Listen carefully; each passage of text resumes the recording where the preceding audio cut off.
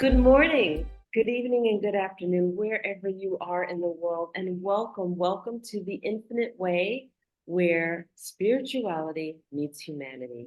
And my name is Dr. Enolia Foti, and I'm here with Litmus A. Freeman. This is part 4 of Litmus visiting us again, and we are going to have a conversation about higher learning, a conversation about the Trivium and Quadrivium. And if you're not familiar with those terms, stay with us because you will be by the time we finish. So welcome, Litmus. How are you?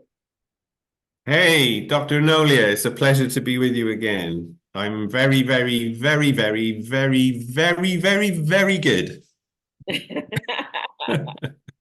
I'm so glad you're doing well. We're happy to have you back. And we're here to talk about something near and dear to, I believe, both of our hearts, the Trivium and Quadrivium. And I Yes. guess we can start off with defining that. Do you want to take the pass at it? Yeah, I do. I mean, I love this stuff. I'm just making a note here, Project Freeman, because when we were talking about our common interests, Yes. of which there are many, yeah, the Triv and Quadriv came up. Um, And I've been really looking forward to this discussion, because it's not very often you meet someone else who even knows this stuff exists, never mind knows a bit about it and how to use it. So Yeah. that's nice to start with. So yeah, I think I was saying to you yesterday, you're the sort of person I would love to meet at a dinner party, and we could get into some And we have could these get deep conversations that just like take you off into another land, a whole leap octave forward into the space and time continuum of where we like to have these discussions. Absolutely. Yeah, yeah. So we're not going to be talking about the weather today, guys, okay? We're going to get into some deep shit. But yeah, just to get the ball rolling, I was thinking about I think this is the fourth of our chats now, right? Correct. And on the first one, of course, we were talking about Project Freeman. Now, that's something I kicked off like in the Gregorian 2008-ish, around that time.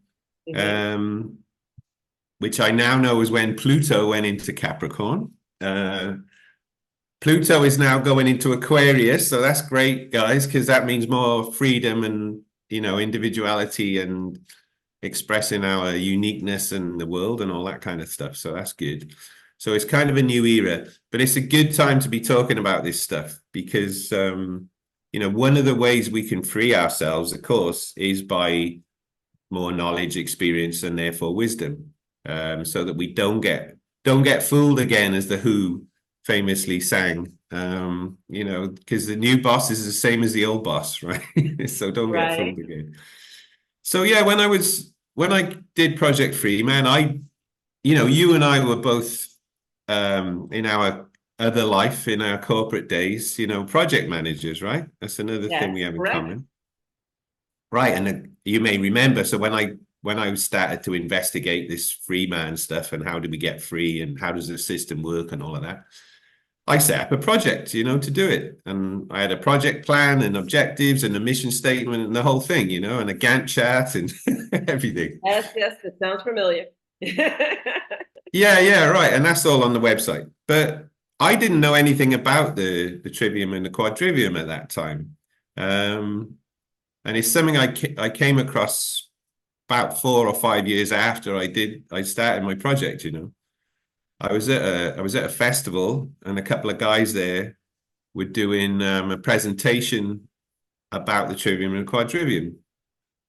And when they were going through the Trivium, so let's just tell people what this thing is to This start with. is, yes.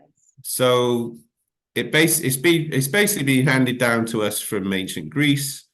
Um, where really, if you wanted to be an active, working citizen in society in Greece, you really had to know the trivium and the quadrivium, because Right. particularly the trivium is classically known as grammar, logic, and rhetoric.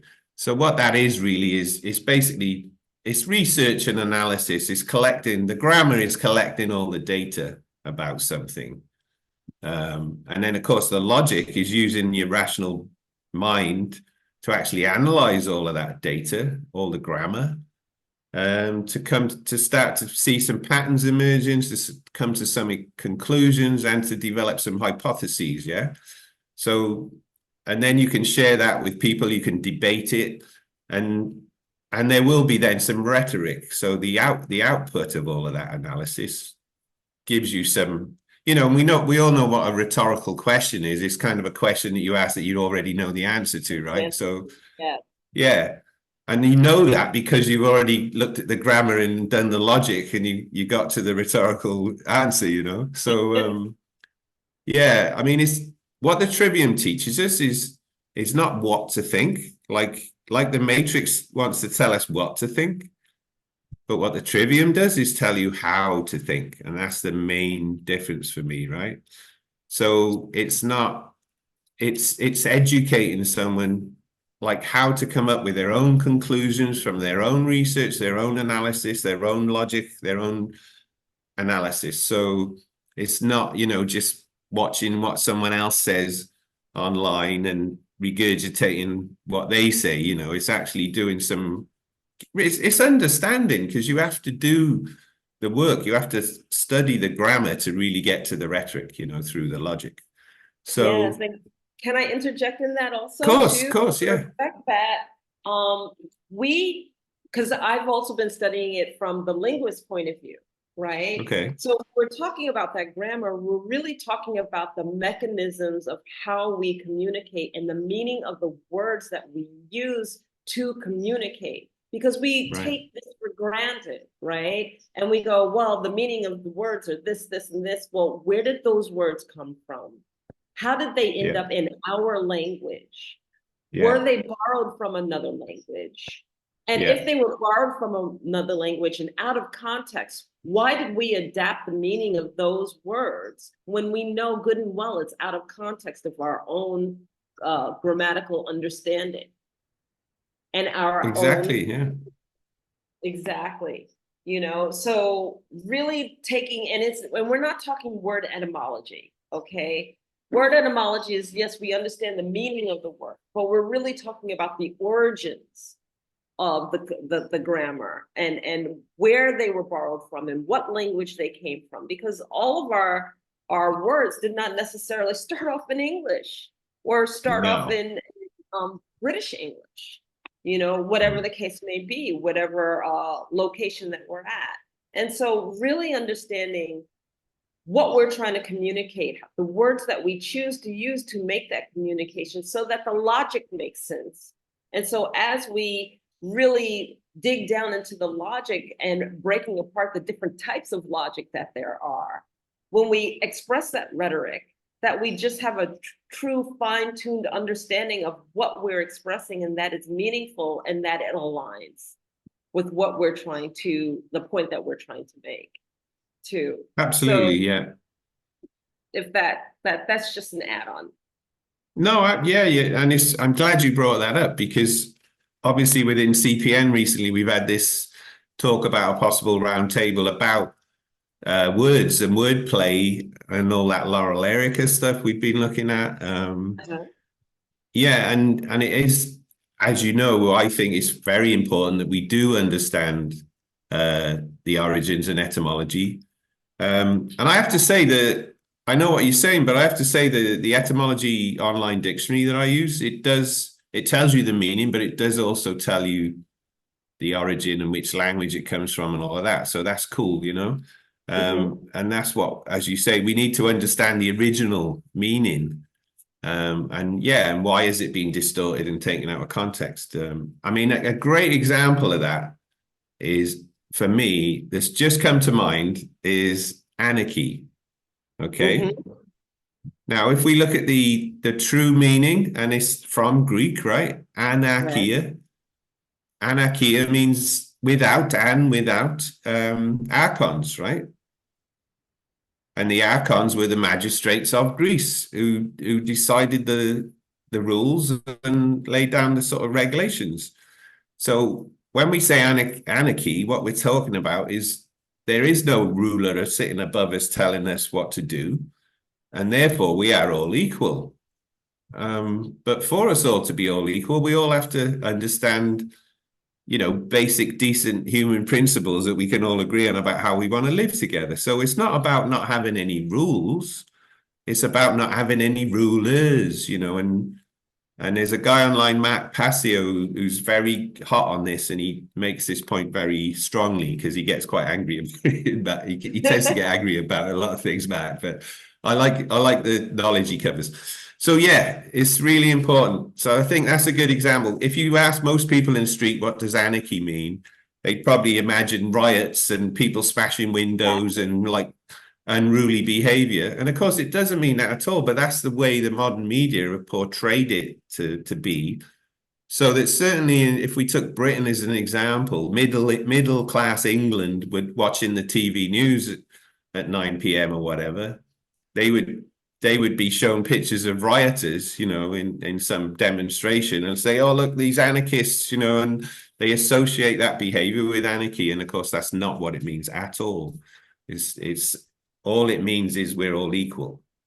Right. So if you believe in anarchy, you don't believe in supremacy of any one race or creed or culture or religion or anything above any other, So maybe that's a good example of what you're talking about, because the good thing with the Trivium is it really does make you do that work. So that you get when the conclusion you get to, as you say, you could, if we met at dinner party and you said, oh, I believe this about this certain thing, you could explain why you came to that conclusion through all the grammar and the logic that you did. Yeah. Yeah, it's so funny too, because I was talking to somebody and they were teasing me saying, oh, you're from America, you can't speak, you don't really know what English is. And I laugh because I actually do understand the difference between the British English and the American English, in the respect that while both of our Englishes developed, what basically happened is that British English had an elite English, and that elite English, instead of allowing the locals to be able to break down their English in any respect that they wanted the country to all aspire to one English, that elite English. So therefore, you were expected to learn the elite English. You were expected to actively participate in the elite English. And then it was not encouraged to have the local dialogues where you broke off that English into your local dialogue and had your own flavor of English. Whereas in America, what happened is that English was introduced and it wasn't expressed that you have to have and aspire to one English. So as English traveled and it went into its own locales, like Boston English is Harvard Yard, and then down in the South, y'all maybe, and the local flavor and flair, and everybody knows that Louisiana is different from even the Southern English, and then California is different from the New York English. And so every locale can have their own English, and it was not frowned upon that we all have to aspire to one standard of English. So that's between the two, and typically, I could turn around and come back and say, well, you can tease me all you want, but here's the understanding of that. And we should know this. We should understand that this is the differences between the English that's used or the grammar that was adopted by the countries and their perspectives on it. Yeah, and of course, I mean, whatever the so-called elite of England may have wanted to happen, of course, there are loads and loads of different local dialects and of course there is idiomas all over the island of Great Britain, Yes. So it is very like what you're saying in the States. But yeah, I mean, it's not long ago that the BBC, for example, hello, this is the BBC from London, and if you were on the BBC, that's how you had to talk, and it's only in the last, I don't know, 20 years maybe that they've actually been encouraging like local dialect, newsreaders, like Cymraeg newsreaders, and people Yeah, from Manchester on the doing the weather and whatever, so you do now have that richness of different dialects, dialect. but of course you didn't back then. Mhm. um and yeah, and the things like institutions like the BBC with a big part of keeping that sort of snobbery, if you like, with the language there. Yes.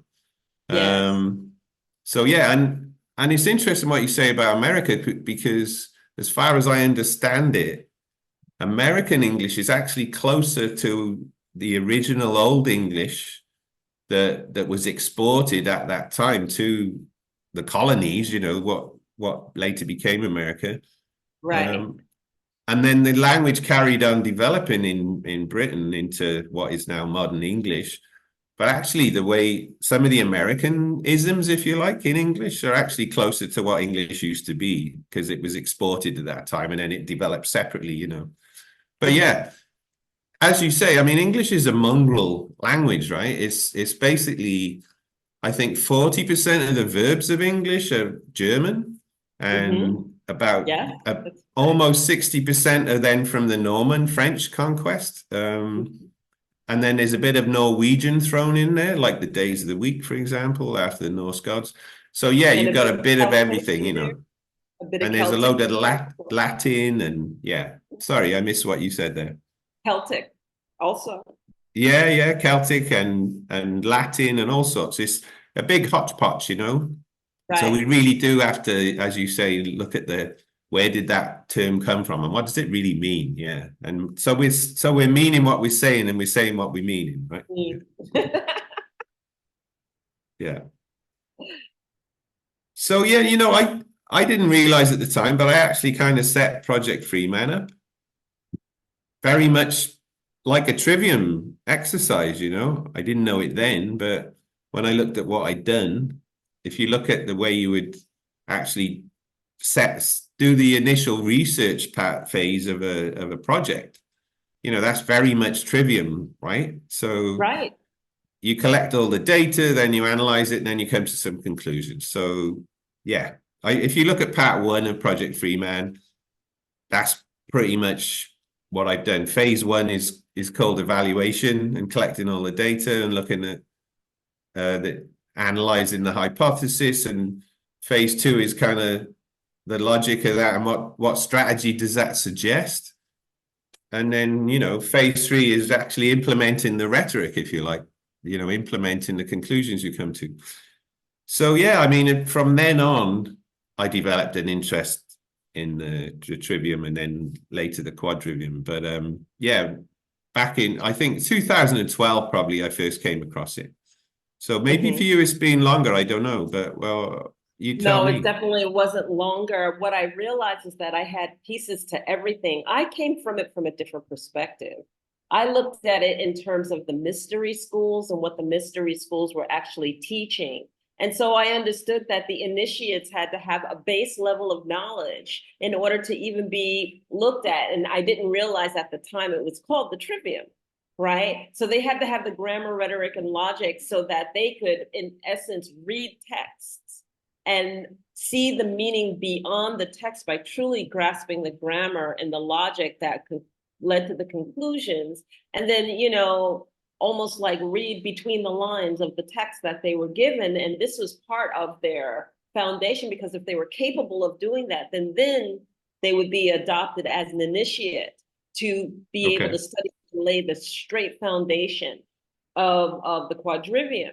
And then when you look at this, we're really talking about the basic liberal arts topics, right? So we're talking about, the rhetoric, the grammar, the logic, and then if they successfully participated in those pieces, then they could look at the quadrivium, which was the arithmetic, the geometry, the astronomy, and the music, Yeah. and we understand that those all lay the foundation for the higher level metaphysical connections and thinking and topics that we love to traverse, like physics and quantum theory, quantum mechanics, et cetera, et cetera, et cetera.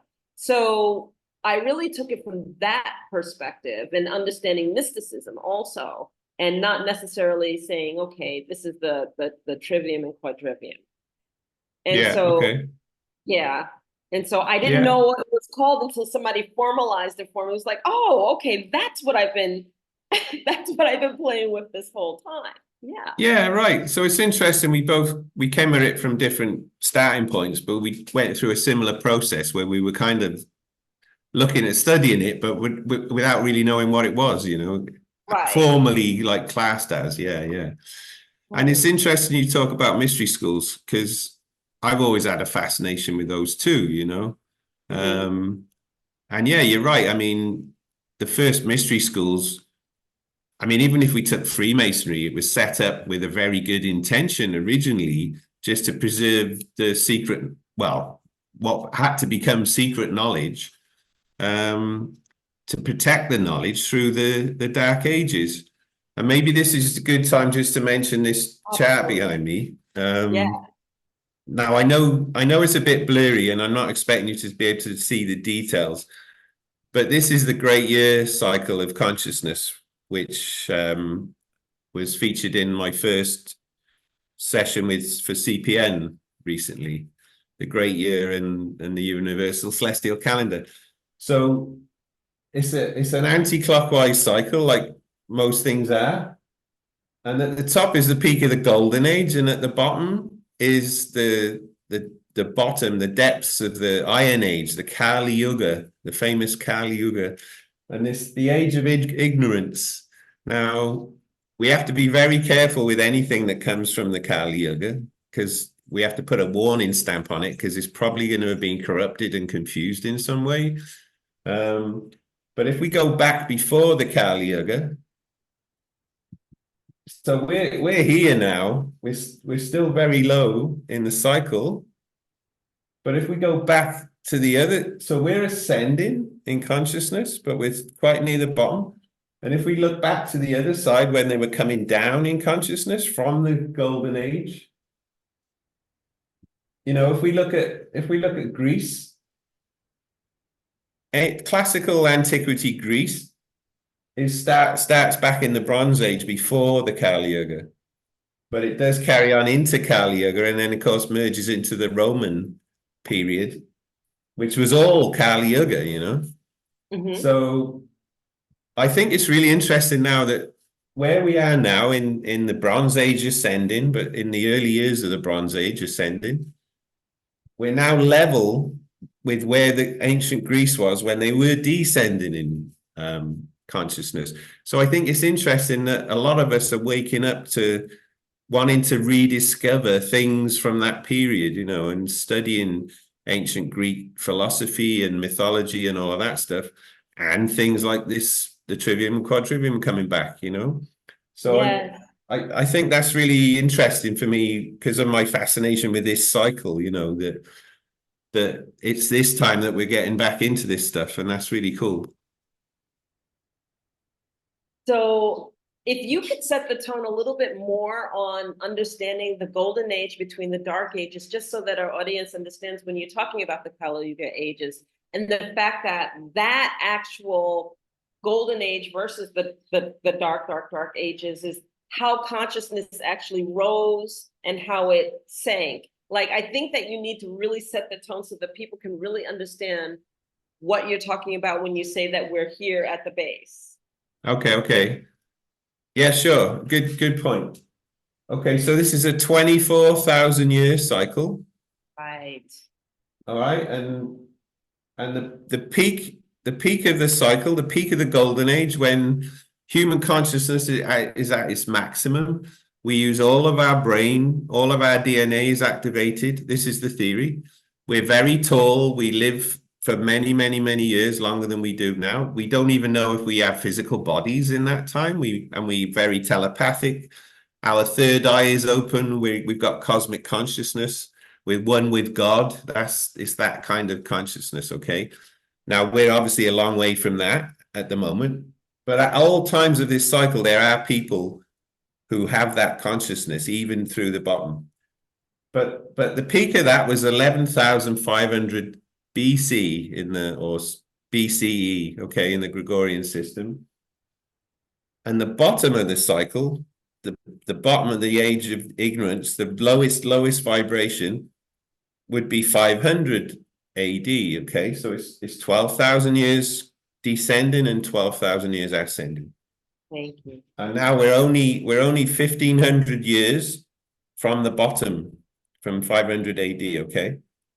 And we're only like 300 years or so into the Bronze Age ascending. So but the Kali Yuga really only ended in 1900, all right? So we're only just over 100 years fully out of Kali Yuga. So there's still a lot of Kali Yuga stuff hanging around. And I always say it's like the hangover the morning after the big party, you know? It's like Yeah. Yeah. So that's kind of where we are. So just to put it in context, yeah, we're now remembering, rediscovering, you know, getting back into stuff that was around in our consciousness at this equivalent time, but in the descending part of the cycle. Okay, right. Right. So And things by create. doing that, that's how we raise our consciousness, how we wake up and remember. That's one of the ways we do it. Yeah. Exactly. Exactly. So let's build. Let's take our audience on a journey and let's build a little bit more. So here it is. We have the trivium. We have the basis. We have this methodology by which we do our homework, we do the research, we communicate, we sit down with the logic, and we extrapolate what needed to be understood within that logic, and then we communicate it out. And when you have the capability and the understanding of doing this, which, by the way, I kind of want to mention that many people don't, because they don't do the homework. When we talk about doing the homework, when you're sitting there listening to a speech and somebody telling you the sky is gray, and you know good and well it's blue, that means take what the words have been stated or the facts, go down, apply logic, do your homework, do the research, understand the logic that no, the sky is blue. It is not gray. Okay? This is what we mean. Many of us, when we do not know information, okay, and information is provided to us, and we're fascinated by the information, a lot of people will idolize that person and take it for granted that that's the way it is. Okay. Yeah. That's not good. And then we deify them and put them on this pedestal because, oh, well, they know. They said they know. They sounded like they know. It felt right. But that doesn't mean it is right. Right? No. Let's take a perfect example of this, right? Because I just finished doing this, right? Terrence Howard basically made this big claim about mathematics, right? And basically says 1 times 1 is not 1. 1 times 1, you know, is 2. And sorry, who is Terrence Howard again? I know he's an actor, right? I think you said. But... actor, believe it or not. He's a famous actor, but he has his and I don't want to say hobby. He has his focus in physics and mathematics and quantum theory and wave theory. Okay. This is his love outside of what he does. Okay. And I shared some of this information with you. All right. Yeah, you did. That's right. Yeah. So he just made a huge announcement at Oxford regarding his findings. And, you know, so I listened to it. I was impressed by it. And it definitely intrigued me. And so what he shared was, okay, don't take my word for granted. Go do the work. Here's who I read. And I grabbed a handful of the people. So what I basically did is I read his book. I read some of the people that he researched by. But I was actually reading a particular mathematics book by Edmund Husserl.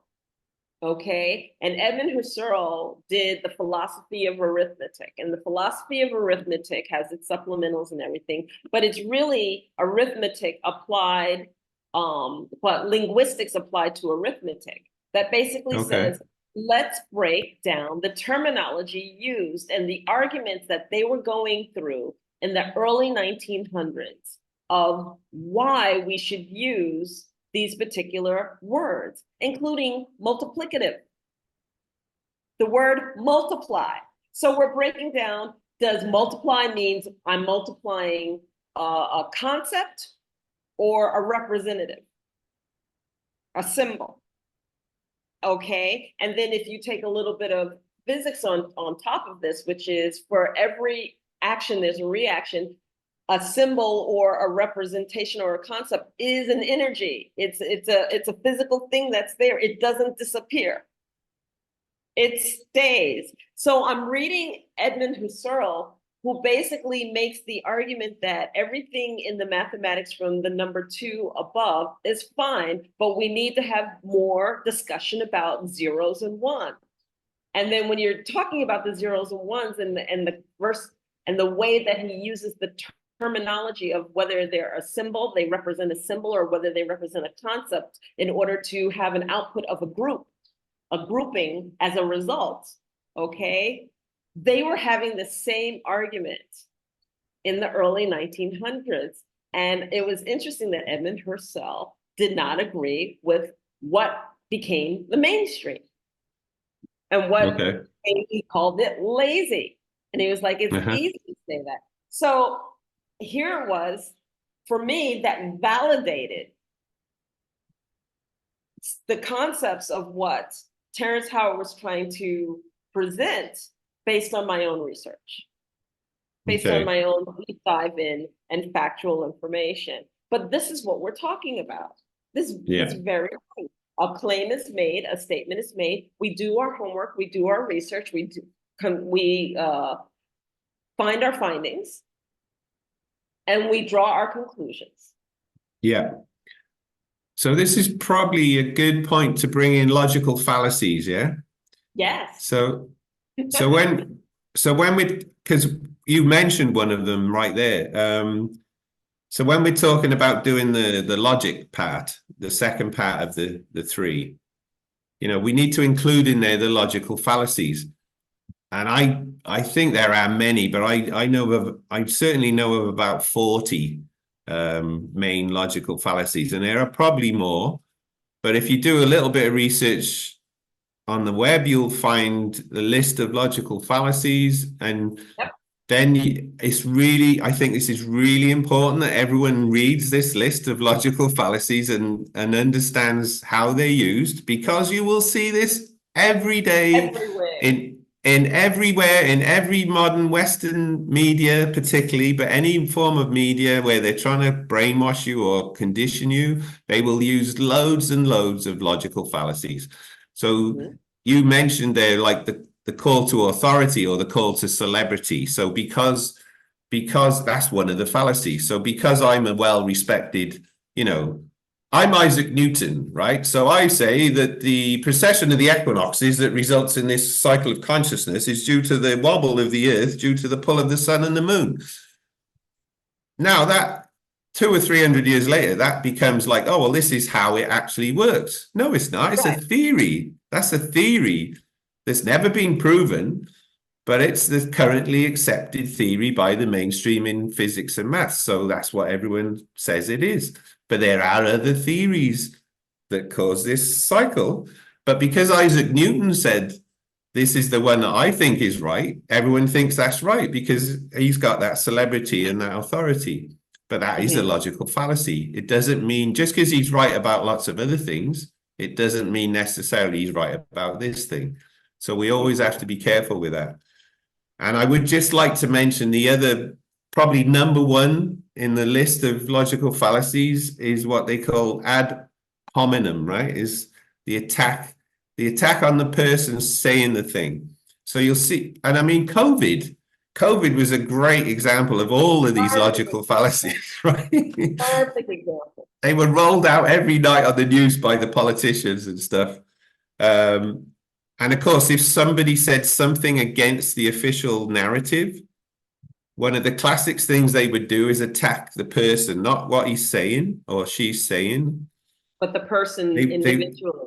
yeah, they would try to ridicule the individual to undermine their argument, but that is a logical fallacy, and it whoever they are, even if it's Jeffrey Epstein or Donald Trump or whoever it is, whoever says this thing, just because they may talk bullshit a lot of the time, it doesn't necessarily mean that that thing they're talking about is going to be bullshit, and you have to check out every time what someone says based on the circumstances, right? So I think I would love people who watch this, I would love you all to go away and check out logical fallacies and familiarize yourself with them, because then you cannot have the wool pulled over your eyes and you can use your own logic and not get distracted by ad hominem attacks and calls to celebrity and all these other fallacies that they use all the time. And you can get through that and see the clear picture. Yeah. So I just wanted to mention that. I think that that's phenomenal. And you know what? Especially when you're sitting back and you're watching, I know it's an election year in the US and I'm not there, so I don't get the feel for any of it, but they use logical fallacies embedded one on top of the other. Every other statement is a logical fallacy. Right. So you really, really have to pull apart. That's why a lot of times you end up coming out of debates totally confused. Just Yeah. Yeah. totally confused. You're not quite sure which way to go, what direction to understand, or what to believe, because you really heard nothing but logical fallacies. Right. And of course they do that on purpose Yes. because what when you're confused, what does confusion lead to? Apathy. So confusion leads to apathy. So you just say, "Oh, I don't really understand this politics stuff. I'm just going to watch the football and have a beer, you know, and Right. and pretend everything's great, you know." It's like so I'm going to go into ignorant bliss. And I mean, I do this. I still do this sometimes, you know. It's nice sometimes to just plug in the matrix and watch some football, right? But at least do it in the full awareness that you are taking a break, you know. And, you know, really, yeah, we end up with a lot of apathy because of these logical fallacies. And then people don't take action on the things they care about. So it undermines the divine feminine and the sacred masculine, you know, doing things about the taking action about things you care about. And that's another Mark Passio one, by the way. So yeah, absolutely. They trot these out all the time.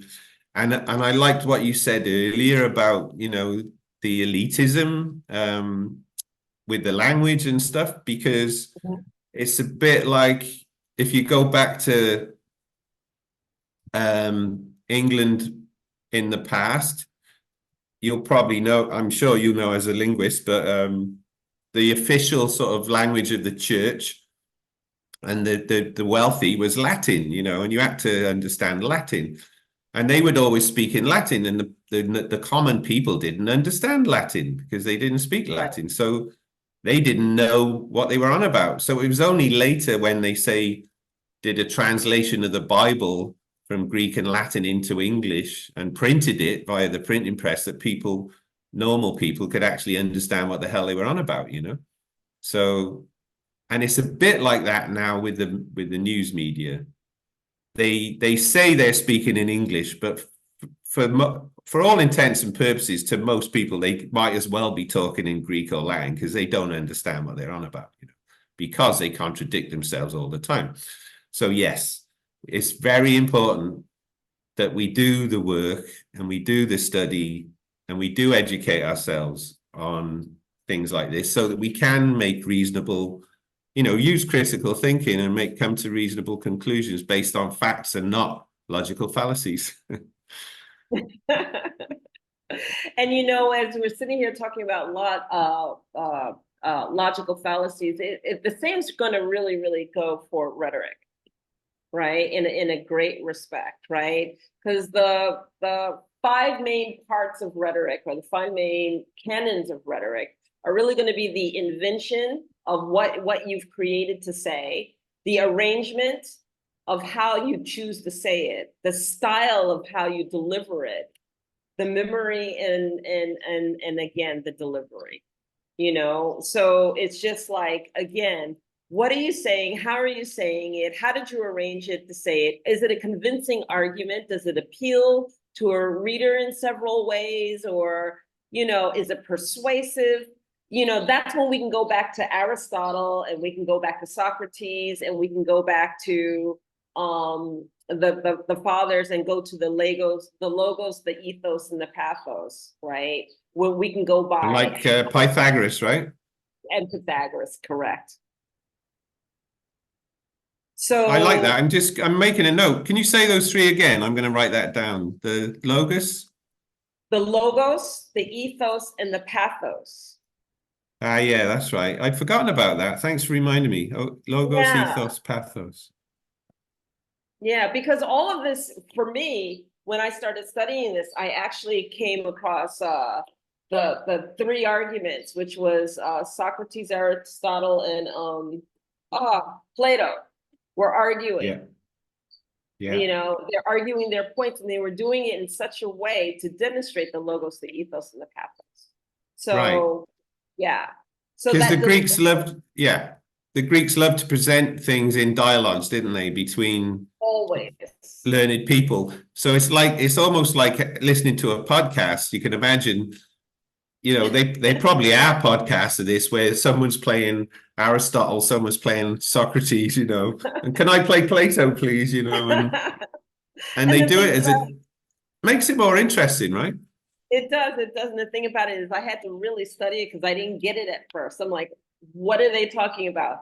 Why? Because I wasn't familiar with the grammar, right? So then we go back to the trivium, right? You have to familiarize yourself with the grammar, so then that you can understand and apply your own logic to it. And then when it's communicated, you have comprehension of it. And people who don't get what I'm talking about still, or if they don't get what we're talking about, the perfect example is when you had to study Shakespeare in high school, and many people were like, I don't get Shakespeare. Why did you have to do these vowels, those? Why can't we just say it the way you have to understand that grammar, that way of communication, the choice of words, that brings it all together to share this rhetoric of meaning. Yeah. And to keep it in the context of the time that it was written in, right? And the arguments it was putting forward. And there's a lot of allegory and reading between the lines in Shakespeare, right? Yes, there is. There's a lot of mystery school kind of stuff slipped in there. It's a lot there's this whole theory that it was actually maybe Francis Bacon and a group of other people writing Shakespeare in the name of Shakespeare, right? In the name of Shakespeare. And I love that idea, because Francis Bacon, I believe, played a huge role. They said that really Shakespeare didn't do any of his work, that it was all Francis Bacon, correct? Yeah, I mean, there's two or three main theories about what Shakespeare really was. There's a great movie, actually, starring Rhys Ifans. What's it called? I'm gonna have to look that up, but I think it's called Anonymous or something like that.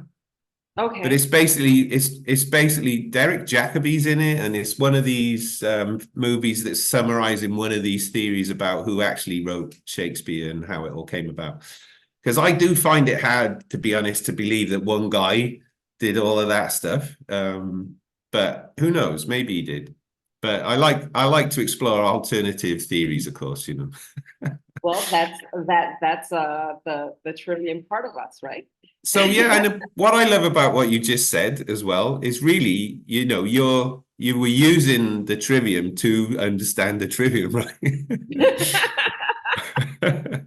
Well, I love that, when it comes full circle. So I'm going to apply what I've learned about the Trivium to really understand the Trivium in some detail, Yeah, but that's what we have to do. So can you, just for me, I'd forgotten about the logos, the ethos, and the pathos. So the logos is the word, right? The word? I believe so. And I can actually go to my formal notes. Okay. So because I think it might be good to share that with people. Yeah, the logos really appeals to the audience reason, the buildup of logical arguments. That's the logos. Okay. And then the ethos appeals to the speaker's status or authority, and making the audience more likely to trust them. Okay. So, and then the pathos appeals to the emotions, trying to make the audience feel angry or sympathetic, for example. So Okay. really, that's how it boils down to in just plain simple terms. Got you. Okay. Thank you. That's a good reminder for me because I'd forgotten completely about those. And I must admit, to be honest, I'd kind of forgotten about the five aspects of rhetoric as well that you mentioned. So that was a good reminder for me as well. Um, I when you said about doing this podcast, I thought, oh, maybe I should go and do some more research and refresh my memory about the Trivium Quadrivium. And then Melvin, my little voice inside, he says, "Nah, don't worry about that. He said, just have a talk and you'll get it all out between you. It'll be fun." So that's what we're doing, right? And it's Cool. important because if we come from an academic and intellectual perspective and point of view, I don't want to lose the audience in the respect that, oh, well, what do you think you're doing? I mean, we need to apply things like this in our everyday terms. We need to go, Yeah. what the heck was that? What did you mean by that? Mm. Because then it's palatable. Then, people would potentially want to explore it more. But if you try to come from like a superiority point of view, you lose everyone. Who wants that? Yeah, no, absolutely. And of course, the certainly in Britain, the vast majority of the politicians and people that represent the system on TV and stuff like that, they've all been to public school. Well, what we call public school, which is actually private school. It's the opposite of America, where private school is actually private and public is public. But in England, for some reason, they call private school public school. So it's very strange.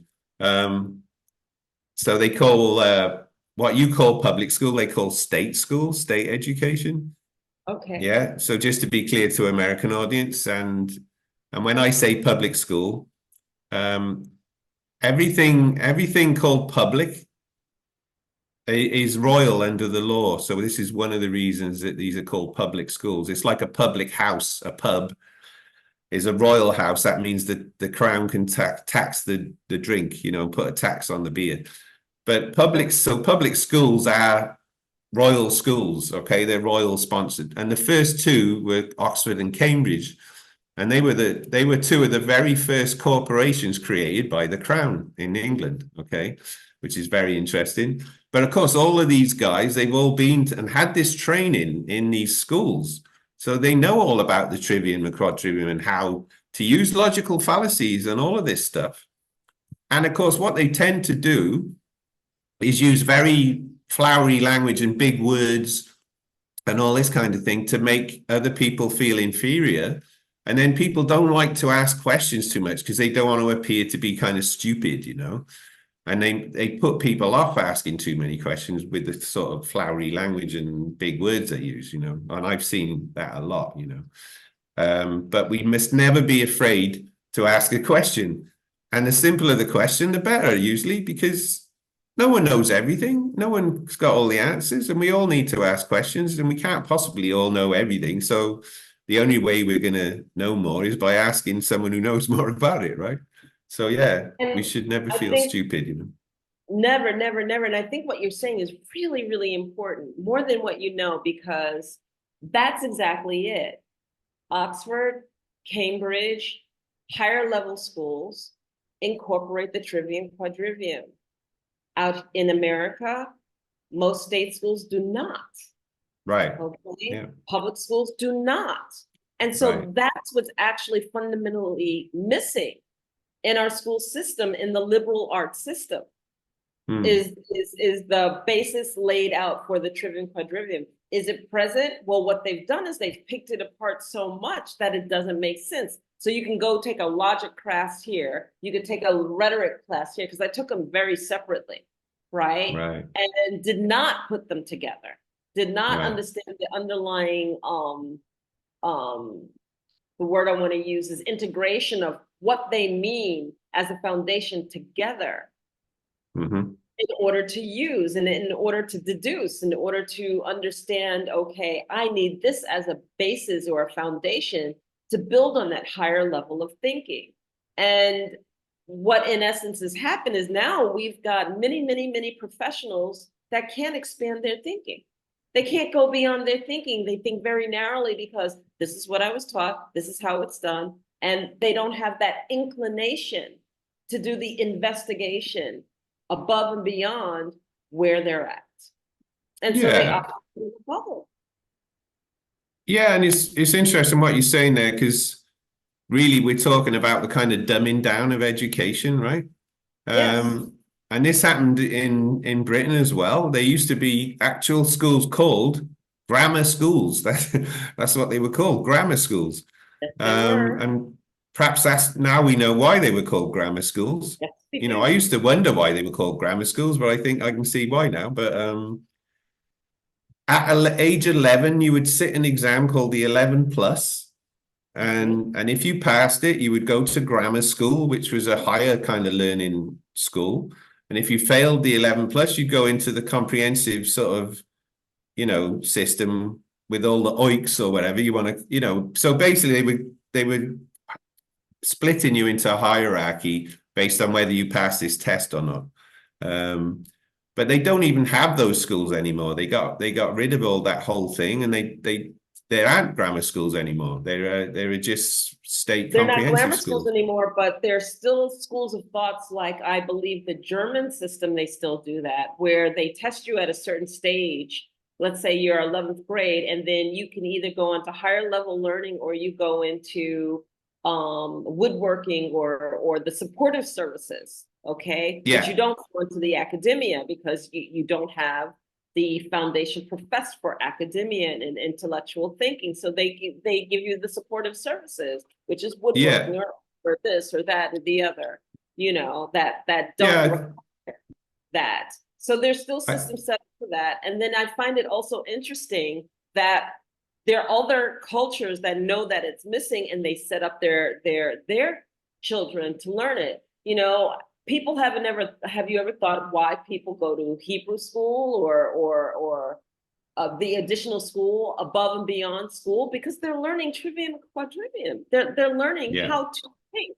They're learning how to approach and assess and use logic and communicate based on the language that is absolutely essential in their culture, right? And yeah, so, when little Anne goes to Hebrew school and whatnot above and beyond regular schooling, they're capturing what's missing. yeah, yeah. Yeah, and I think in Germany they call it gymnasium, right? I think I think that's so. I'm not quite sure. I just know that one of my son's friends his parents were they were really afraid for their son because they were expats and they were about to go back to Germany and their son was behind and they were right. academics and they didn't want their son not being included to be academics because that's how they live their lives as academics. And Yeah. that's when I was the system was exposed to me. Yeah. And the other thing that's of interest for me from what you said there as well is this sort of the division between academia and as you say, what are called supportive services. Um, and I never liked that in school, that you know, things that you do with your hands that are actually really useful in everyday life Oh, were very. sort of seen as a lower class thing, and if you weren't academic, you went into this lower kind of sort of level of things. But of course, they're all the guys who earn all the money because they can actually do things for all the people who are academics, So Right. we should recognize the importance of trades and crafts people and things that we do with our hands as well as what we do with our brains, and it shouldn't be this hierarchy thing, because I think if you've ever seen Hitchhiker's Guide to the Galaxy, the Yeah. first people on the ship to get off the Earth because it's being demolished are the ones who can make things and do things with their hands and build things and all that kind of thing. Right. And But it, I think the last two people in that to be allowed on the ship were the hairdressers and the lawyers. yes, I remember that movie. Sorry to all the hairdressers and lawyers, but that's not me. That's Douglas Adams. Okay. But it's a misnomer regarding the tradespeople because to be a mason, and I'm talking about what we termed as a bricklayer slash mason was a Absolutely, yeah. highly, highly esteemed job. And why was it Exactly, a yeah. highly esteemed job? And why did so many people want to apprentice it? Well, let's talk about that just slightly, in the respect that you had to have a base knowledge of intellect in order to be, I'm going to call it a bricklayer because I don't want to confuse with Freemasonry. I want to talk about masons, bricklayers, right? Yeah. You had to have a base knowledge of the Trivium, and so that you could actually learn Quadrivium with bricklaying. And you're going, well, Quadrivium or bricklaying, and we haven't really gotten into that topic. We'll follow that next. But sacred geometry is one of the fundamental bases of bricklaying. And you're saying sacred geometry because of how the buildings are positioned, because of its alignment with the stars and alignment with other buildings, because of the greater picture of fitting it into the geometric alignment that they actually had. And in order to learn about the astronomy and the layout of these particular pieces were all done with these bricklayers. Hmm. Now, for us to sit there and say that tradespeople, the ones who work with their hands, they're the first to go, shame on us. Yeah. Shame on us. And that architecture, bricklaying, the people architectures are designing it, right? And really they just broke that out because the bricklayers and the masons and the senior masons were the ones who were the architects and the designers, you No, know? absolutely. And so And you here can, we are times yeah, looking at a and you can, car. you're right, and you can see that in the tarot, right? In the tarot Right. cards. I think, is it the Three of Pentacles? I think you've got the architect and the mason and the Okay. planner or something. And actually, the most kind of senior guy is the one laying the bricks, right? That's So, right. oh, just to be clear, when I said first to go on the ship, I was talking about the Hitchhiker's Guide. So they were the Yeah. most important. The first to go on the ship were the most important. Okay. Because the story with that is that the Earth's getting demolished and they're going to ship everyone off to another planet. So, like, Right. who are the most useful people we want to get on the ship first? So they're all the bricklayers and the carpenters and the people who can make things, right? And the lawyers were the last ones that they let on if there's any room left, It's like because we probably don't need lawyers when we get to this new planet. We probably need people who can build things. Maybe in 300 years' time we'll have a dispute between some people, and then we might need a lawyer. So, but yeah, you're right, and I'm glad you brought up masonry because, of course, all of those amazing buildings that are still with us today. Which, I mean, you've only got to walk into one of those buildings and feel the energy of that space. And it's often in the golden section ratios, the space is designed and is, as you say, all Yeah. sacred geometry in there.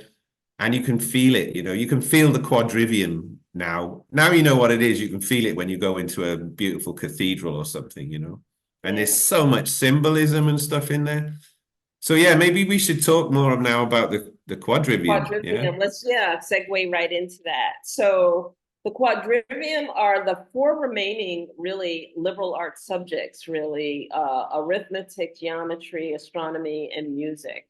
And when we talk about this, really what we're doing is we're building on top of our understanding of the grammar, rhetoric, and logic, or grammar, logic, and rhetoric, if I say it in the proper order, Yeah, yeah. of foundational understanding so that we can build on top and then extrapolate the understandings, the deeper understandings of music and its tonality and where octaves reside. And those octaves can be applied to astronomy and astrology. Those octaves can be applied to mathematics. Those octaves can be applied to so many different layers in physics and how we decide to separate the substances that we're calling our minerals, and it just for me it's like the medicine wheel. It builds, it builds, it builds, it builds, it builds, it builds, it builds, one on Yeah. top of the other, so that you have a strong enough foundation to be able to take that leap of orbit forward more for the things that are unknown Right, to man. exactly. So that we can use that, what we do know, to figure out what we don't know, right? Don't know. And Right. that's how we develop and raise our consciousness, you know. So Exactly. yeah, I mean, you talked about the foundation, so maybe let's just run through for everyone how the quadrivium works. Go ahead. So arithmetic, the first part. So that's about number. So that's the study of numbers and how numbers work. Yeah, okay. And we've all done arithmetic in school. So it's adding up and multiplying and taking away and dividing and all that kind of stuff. And then we've got, if we then take that number and we apply it to space, we get geometry. So geometry is the study of the number in space, in 3D space. So how do these numbers, how do these right angle triangles work, you know, and all of that Pythagorean stuff, that all that geometric stuff is really talking about Golden number in ratio. space. Yeah. Yes. Yes. And then if we think about time, we got space and time. And if we think about number in time, of course, that's music, right? So 4 beats to a bar or 3/4 time or whatever. We're talking about notes coming on a time frame. And a different, we can have different beats per minute, so we can have faster tempos and slower tempos, but really all we're talking about there is multiplications of numbers in time. And then we get to the fourth one, which is called astronomy. I would now call it astronomology, of course, not astronomy, Yes. but because the astrology also exhibits this. But now we're talking about number in space and time. So we start off with arithmetic, which is number. We apply it to space, that's geometry. We apply it to music, which is time. And then astronomy is time and space. So then we're really looking at, you know, light years of distance to stars far away. And we're talking about cycles and how they work. And that's all the astronomy and astrology stuff comes in. So I hope that sort of gives people an idea for how, you know, when we're talking about the trivium, we're a lot more talking about words. There are number data in there, but it's really more about words. Whereas when we're talking about the quadrivium, it's really much more about number. So we got the words and the numbers. So I hope then it starts to make sense, yeah? Yes, and then once you master the words, you can deep dive into any aspect that you want to. Really, that's what it's saying is take the time to master the words. So for example, if you're a business person and you're going into a manufacturing facility, take the time to understand how the language of the engineers between one another is going to get their points across and their logic across so that you can then introduce that business language into, you know, knowing that you want to change what they're doing from an engineering to a business perspective so that you can get to a customer. But if you can't do the transition between the two languages, you're lost. And that's why a lot of people can't talk to IT people.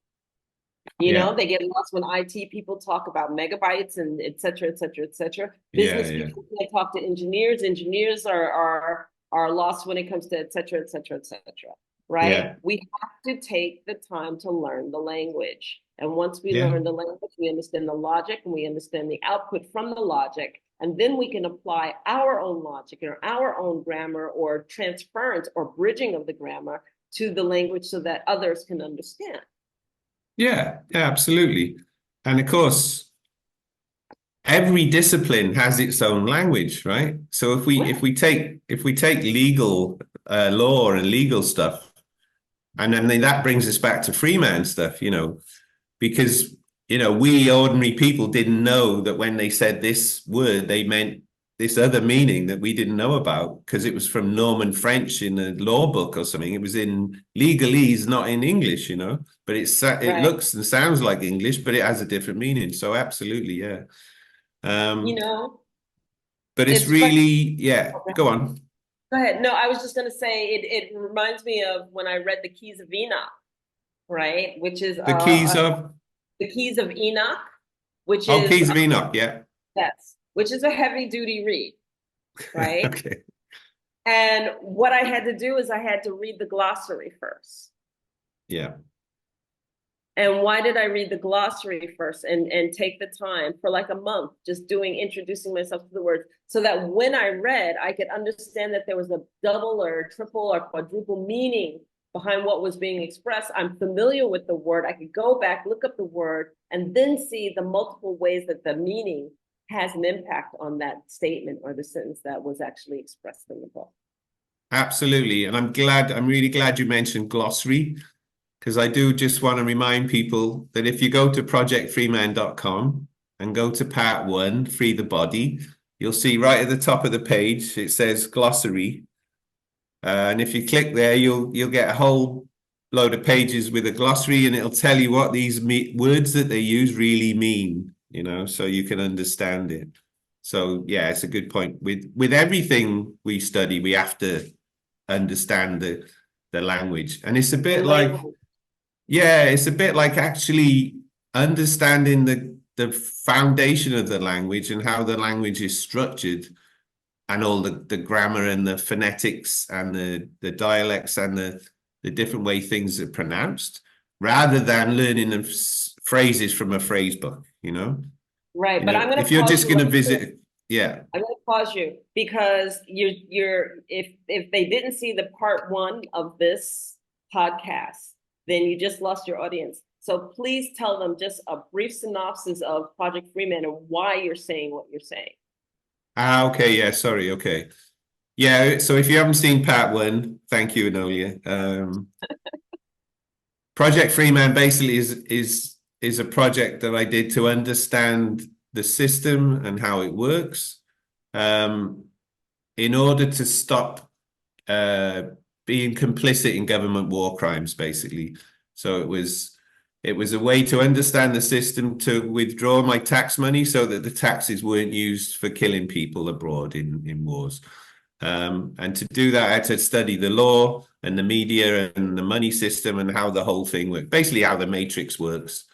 So if you go to projectfreeman.com and look at part 1, Free the Body, you'll find all of this data there that I did, very much in the way of the Trivium, which basically explains how the matrix, how the system works and how it controls you, and kind of makes you a debt slave or a tax slave, basically.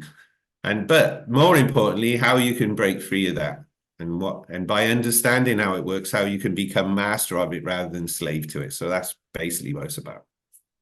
So because what you were saying is very powerful, the fact that you had the glossary of terms so that people can understand and break down, because this is why we get trapped in these frameworks and these systems, is because we don't understand it. We don't understand where to begin to break it down. We don't understand how it flows, what it flows, the double meanings behind it, how to catch it, and the different perspectives that we can view from it, unless we do that. And so the work that you did is extremely important for people to understand, and who may want to go down that path. Yeah, and of course, one of the ways people maintain their status or their income once they're in a discipline, the way we do that is by using all these fancy words and making other people think that they don't understand it and we do, and they need to pay us to do that thing because they don't understand it.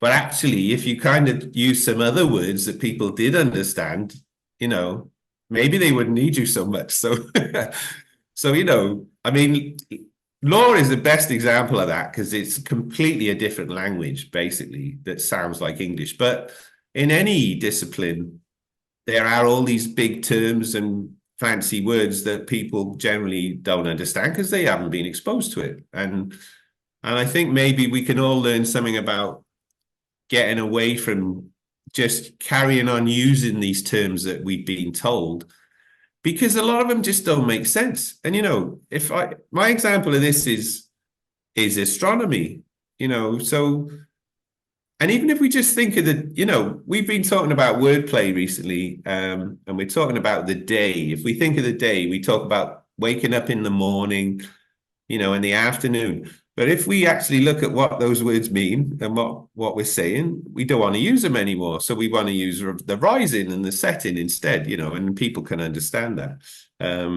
But I think that's, we can all do that. We can all start to use more terms which are more clear rather than, equinox is a good example. Equinox equal night in Latin. Well, that's the equinox isn't just about equal night, it's about lots of other things. And it's Right. about the angle of the earth to the sun and all sorts of things. But if you just thought it was about the equal night, it wouldn't really tell you a lot. So we don't have to keep using those terms, just because everyone's used them up to now, because a lot of them come from Kali Yuga, and they're wrong.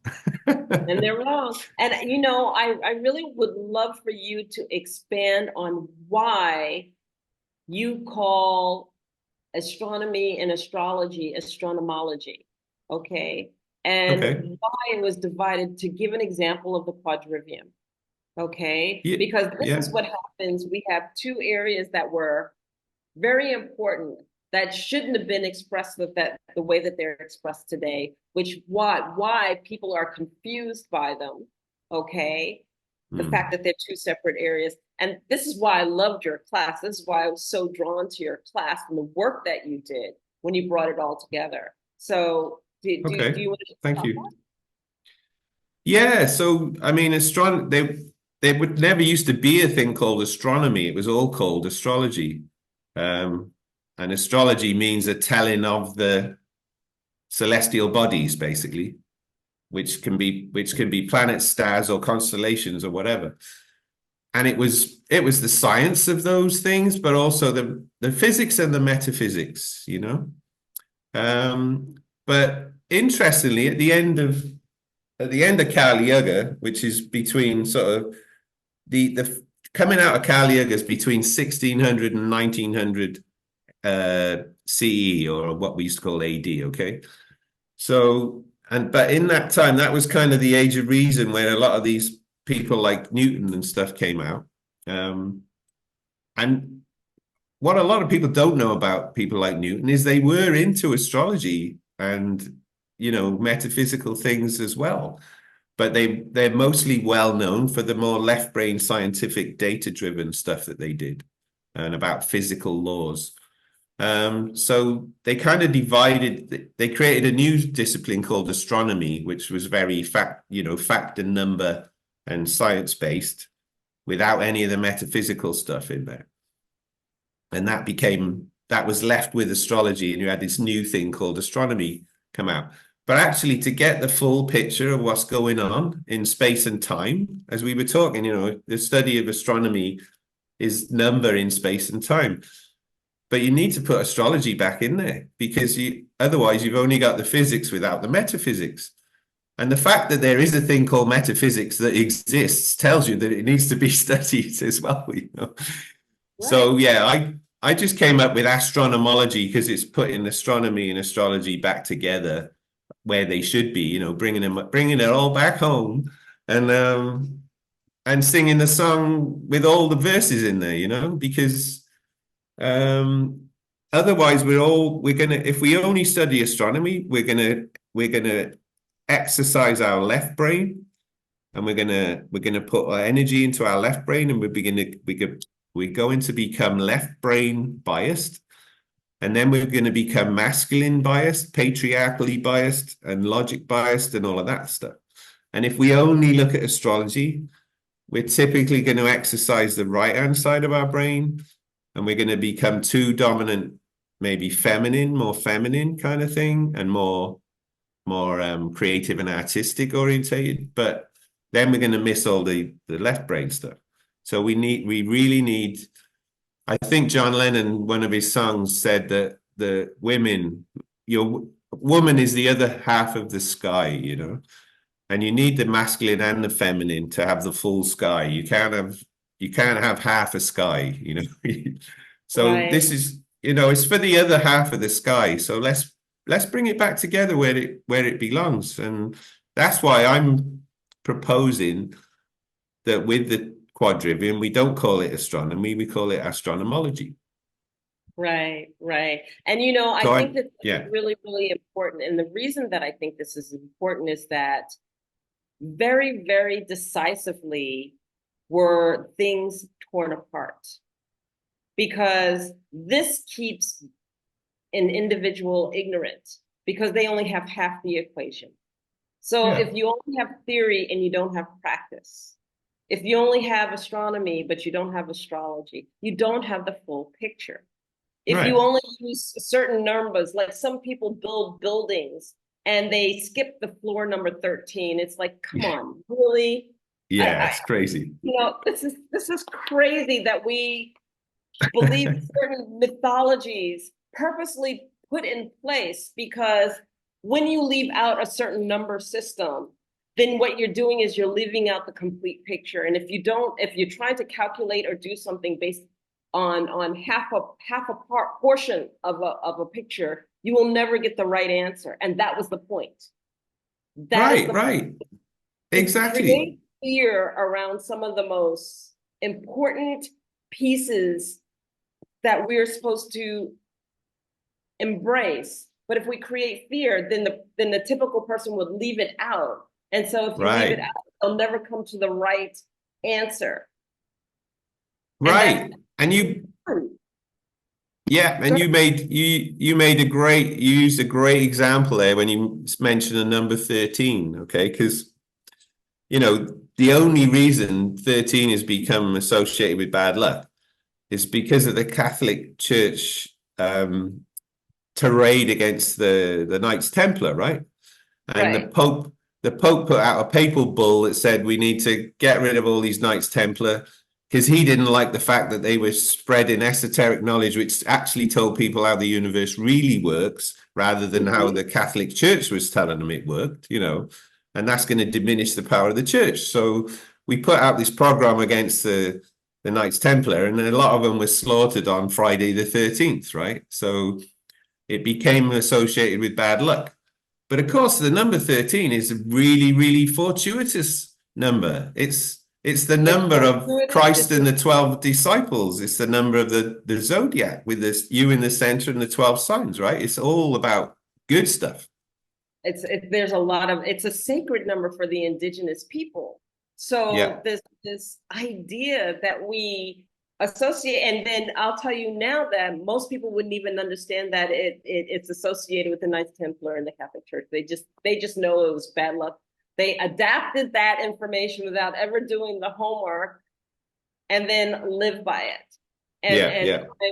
if you don't get anything from this podcast as a takeaway, then please take away this. Question everything.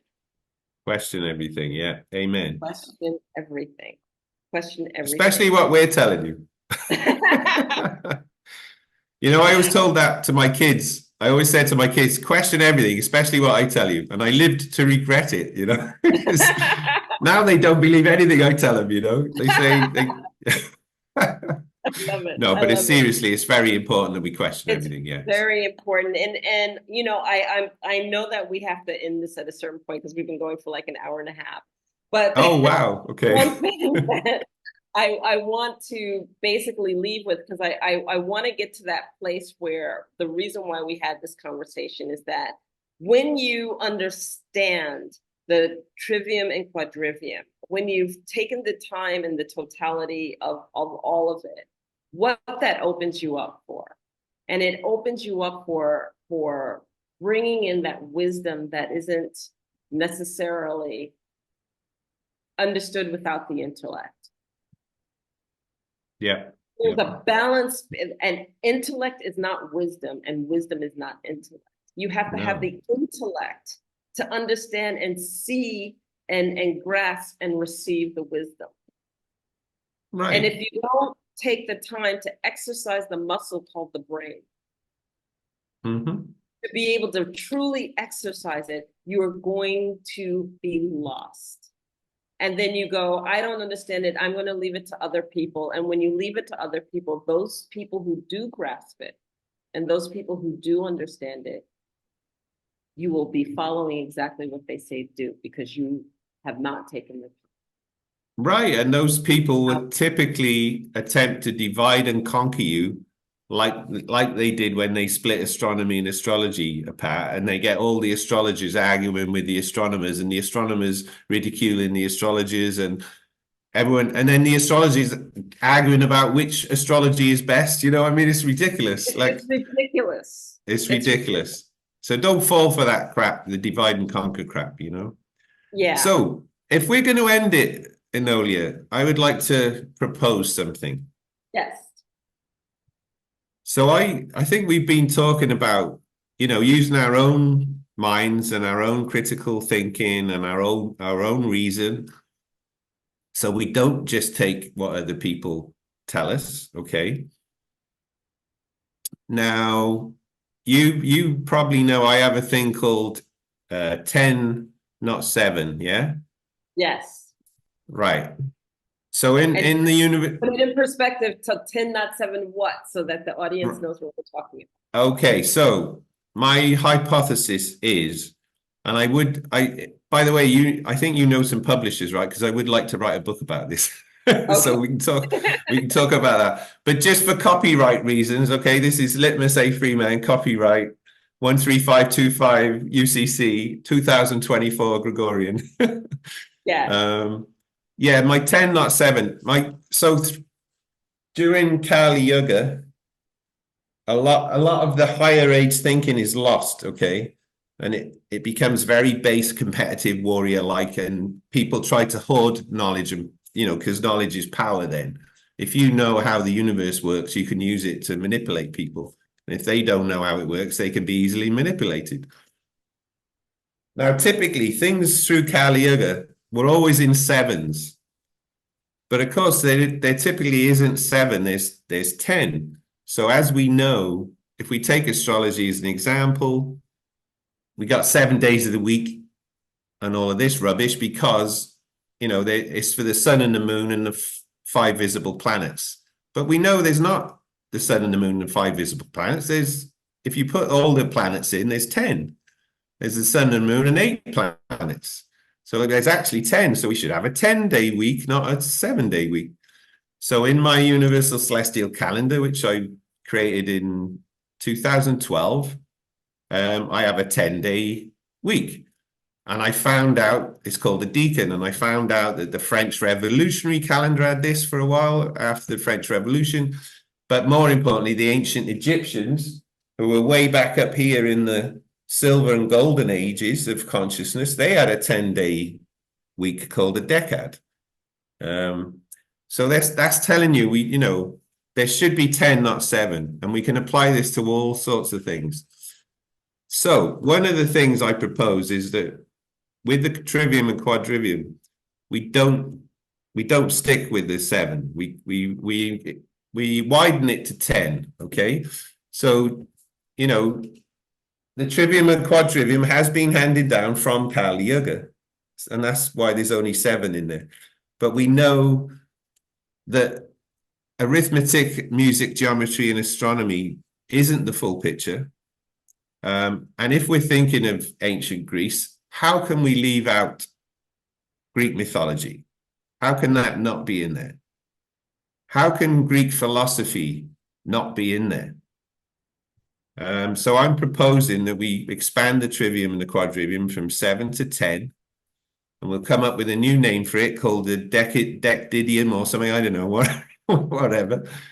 And we add in number 8, what I'm calling mythstory. Okay, so this is history and mythology, and it's the study of historical facts through mythology. So the Greek myths and what the allegory of that really means and how things work. And number 9, philosophy, which I think is cool because that goes with the 9th house in astrology, which is about philosophy. And then number 10, all the science, so the physics and the metaphysics.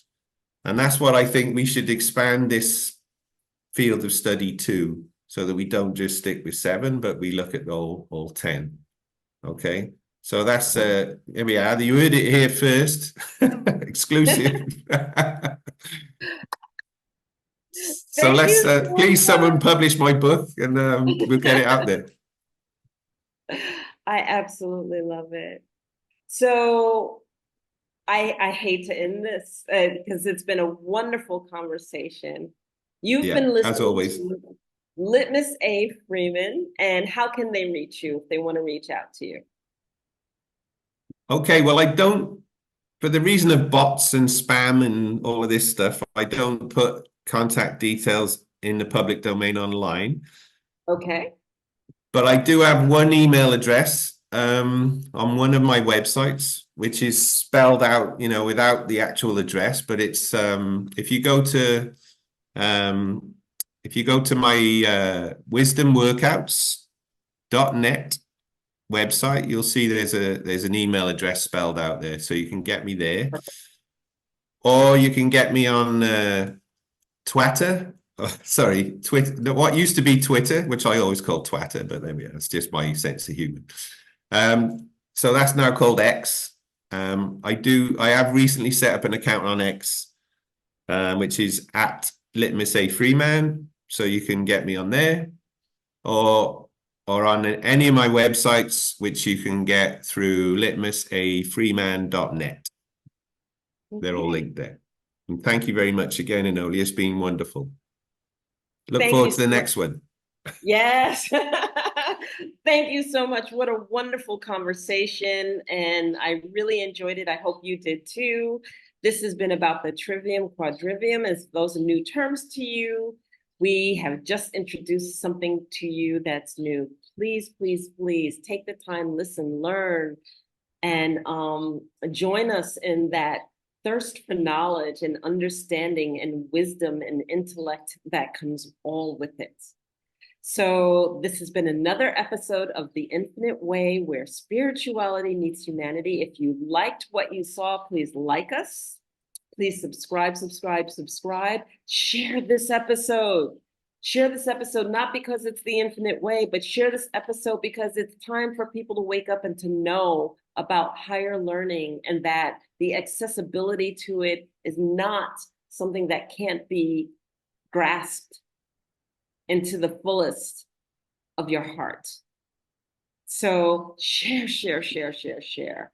Teach, listen, and learn. Thank you again, and thank you, Litmus. Peace, love, and freedom.